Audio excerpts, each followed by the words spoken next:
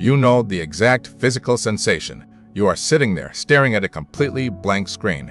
You check your phone, put it down, pick it up again 5 seconds later, desperately waiting for a response, an email, a validation that simply never comes. Your chest feels tight, your breathing is shallow, your heart rate is slightly elevated. And in that precise, agonizing moment, you realize the brutal, undeniable truth. Your entire peace of mind, your entire biological baseline depends on a variable you have absolutely zero control over. You are a hostage. The more you chase something, the faster it seems to run away from you. The harder you try to force an outcome, a romantic relationship, or a level of financial success, the more it suffocates you. You are exhausted. You are burning out, not because you are lazy, not because you lack ambition, and certainly not because you are not trying hard enough. You are burning out because you are playing the wrong psychological game entirely. What if the path to getting everything you want in this life is not about trying harder, but about completely letting go? We are not talking about giving up. Giving up is for the weak. Giving up is a surrender to apathy. We are talking about stopping the desperate biological need to force reality to bend to your immediate desires. We are talking about the clinical psychology of detachment. We are talking about building an internal architecture so strong that the world naturally gravitates towards you. Society conditioned you to be a beggar disguised as a hustler. It is time to wake up. You have been thoroughly and systematically brainwashed by modern culture. You are told that if you are not aggressively chasing your goals 24 hours a day, you are failing. You are told to push, to pursue, to network, to grind until your hands bleed just to get what you want out of people and out of life. But human biology does not reward desperation. Desperation is a biological repellent. When you operate from a place of intense scarcity, when you obsess over an outcome, your nervous system enters a state of chronic threat. You literally leak anxiety into the room.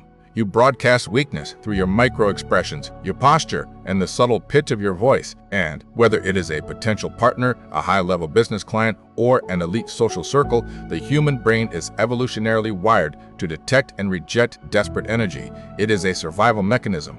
When you chase, you look exactly like a predator starving for a meal, and everything you want instinctively runs away to protect itself.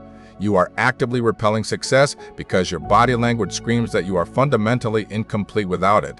You signal to the world that you have no internal value, so you must extract it from them. People feel this. They might not articulate it, but their nervous systems feel your lack of sovereignty. In the next few minutes, we are going to tear down the clinical psychology of detachment and the ancient Stoic frameworks of internal sovereignty. You will learn why trying to control the uncontrollable is actively destroying your cognitive potential. You will discover how to shift your baseline identity from chronic lack to absolute abundance. And you will understand exactly why silence, withdrawal, and brutal self-focus make you magnetically powerful. While 95% of the population is out there exhausting their nervous systems, chasing cheap external validation, you are going to learn how to build the kind of inner stability that forces the world to come to you.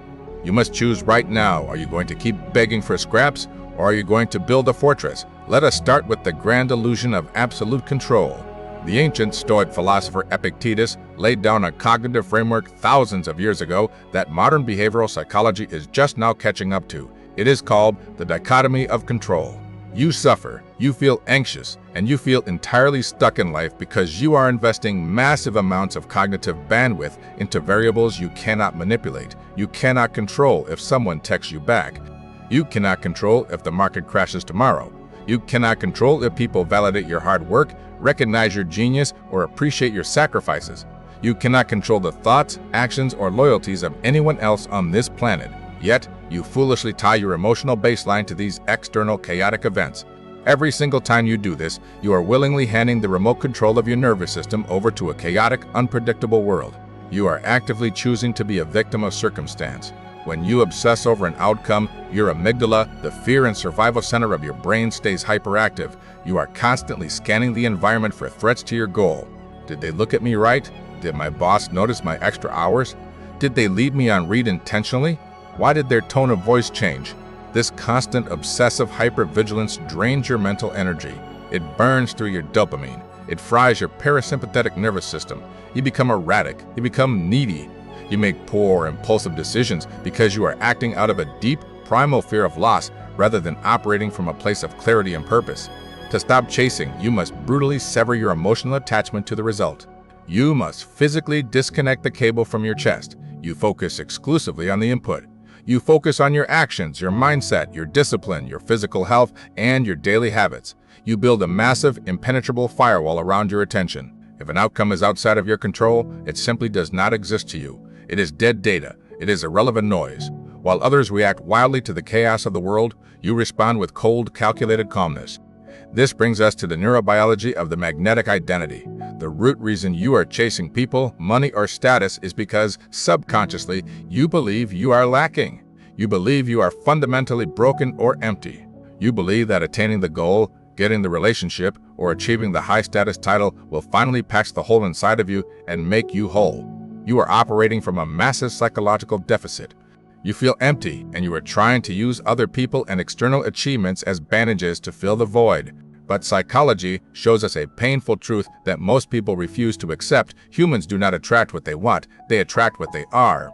If you want a high-value relationship, but you are operating from a place of deep insecurity, abandonment issues, and neediness, you will not attract a high-value partner. You will only attract predators. You will attract covert narcissists and manipulators who specifically look for neediness to exploit. They smell the blood in the water. If you want massive financial success, but you operate with the frantic, terrified energy of someone about to lose everything, you will self-sabotage every single opportunity that comes your way. You will suffocate your investments. You will annoy your clients. People smell the fear, and they do not invest in fear. You must act as if you already embody your ideal self. This is not some cheap New Age manifestation trick. This is not magic.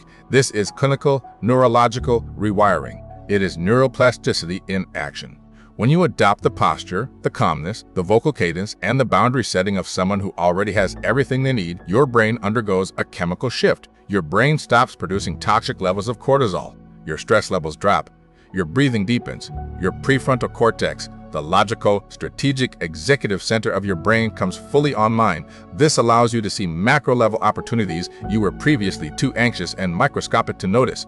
You stop forcing unnatural conversations. You stop over-explaining yourself to people who deliberately misunderstand you. You stop saying yes when you mean no, just to keep toxic people from leaving your life. Confidence is the floor of everything you build. And let us be brutally clear about what confidence actually is. True confidence is not walking into a room believing everyone will love you. True confidence is walking into a room and realizing you will be completely, entirely fine, even if every single person in there hates you. You are sovereign. You belong to yourself. Your validation comes from your own discipline, not their applause. Join the elite minority who build from within while the masses hunt for cheap dopamine. We must closely examine the devastating power of emotional withdrawal. Marcus Aurelius did not write his meditations to feel good. He did not write them to be published. He wrote them as a psychological firewall against the absolute chaos, betrayal, and violence of ruling the Roman Empire. He understood a fundamental law of human dynamics. True power is never loud, and it is never, ever desperate. Power is silent. Power is still. When you finally stop seeking, something fascinating and highly predictable happens to your social dynamics. People in modern society are entirely used to being chased. Everyone is competing for attention on social media, in the workplace, and in dating. People are highly accustomed to others needing their approval, laughing too hard at their unfunny jokes, and bending over backwards to accommodate their schedules. They feed on this validation like emotional vampires. It inflates their ego. When you suddenly and ruthlessly withdraw that energy, the dynamic flips.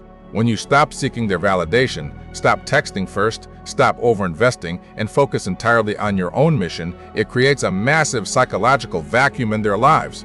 Nature absolutely abhors a vacuum. When you stop pushing your energy outward toward them, people are instinctively drawn inward toward you. They wonder why you are no longer playing the game. They wonder why their usual tricks do not work on you. Why are you not chasing them? Why are you not reacting to their drama? Your absolute absence of neediness becomes profoundly attractive. It creates an aura of mystery and superiority. They begin to seek your approval because you are no longer desperately seeking theirs. This is the ultimate power of Stoic detachment. You are not detaching as a toxic, manipulative game to get them back. That is weak. You are detaching because you genuinely, clinically realize that their validation adds absolutely zero tangible value to your inner peace. Their opinions do not pay your bills. Their approval does not regulate your nervous system. Their presence does not cure your internal wounds. When you shift your focus from external acquisition to internal self-sufficiency, you stop being a hunter running wildly through the forest. You become the environment itself. You become the mountain, and people naturally gravitate toward the mountain. Let us be brutally clinical about your daily habits for a moment. Examine your actual behavior. Every single time you compromise your boundaries to please someone else, you are telling your own brain that you are worthless on your own. Every time you abandon your personal goals to chase a momentary distraction, a cheap thrill, or a toxic relationship that you know is bad for you, you are actively degrading your self-trust. Self-trust is the ultimate currency of the Stoic mind. It is the only currency that matters. If you do not trust yourself to handle rejection, to handle failure, to handle betrayal, or to handle intense loneliness, you will always be a slave. You will be a slave to the people who can offer you a temporary, cheap escape from those negative feelings. You will always be a pawn in someone else's game because you are too terrified to play your own. You are funding their ego trip with your own mental exhaustion. Cut the cord immediately. To truly stop seeking, you must learn to sit in the absolute crushing discomfort of your own company. You must build a mind that is so sharp, so disciplined, and so fiercely focused on its own evolution that the manufactured drama of the outside world feels incredibly boring to you. You must view your attention as a finite, highly valuable biological resource. It is your most precious asset, more valuable than time or money, because where your attention goes, your life follows. Every single minute you spend stalking someone's social media to see what they are doing without you. Every hour you spend stressing over a delayed email, every sleepless night you spend worrying about an outcome you cannot control, is cognitive bandwidth stolen directly from your own growth. You are literally funding your own misery. You are handing your vital life energy to the void. You are paying the price of their real estate in your mind. When you finally realize this, and you aggressively redirect that massive amount of energy back into yourself, into your physical health, your intellect, your emotional regulation, your business, and your singular purpose, the results are exponential. The math changes completely. You stop trying to force locked doors open. You stop begging people to see your worth. Instead, you start building a house where you hold all the master keys. You realize that the things you were desperately chasing were actually far too small for you. They were cheap prizes that required too much of your dignity. The desperation fades. The chronic anxiety dissolves. The physical tightness in your chest disappears. Your nervous system finally regulates. You begin to look at the chaotic, frantic, desperate world around you with a clinical, unbothered stillness. You observe the manipulation, the ego games, and the status chasing, but you do not absorb it. You become a mirror, not a sponge. While others pursue external validation to patch their deep internal wounds, you are constructing an unbreakable sovereignty. While others react to every minor inconvenience with panic, anxiety, and emotional outbursts, you respond with absolute silence. You let them exhaust themselves. You let them burn their own energy while you conserve yours. This is not just a philosophical concept. This is not just theory. This is human evolution. And evolution is the silent, lethal superpower that separates the weak who beg for reality to change from the elite who simply adapt, detach, and conquer. The weak complain about the rules of the game. The sovereign detach from the game and build their own arena. If you chose to watch this video until the very end, you are already part of the minority that prioritizes deep character over rapid, cheap results. You are no longer a victim of your own chaotic desires. You are no longer a hostage to the people who do not value you. You are waking up to the reality of your own potential. Subscribe to Stoic Fortitude. Stop chasing the world. Stop begging for a seat at their table. Start building the mind that the world simply cannot ignore.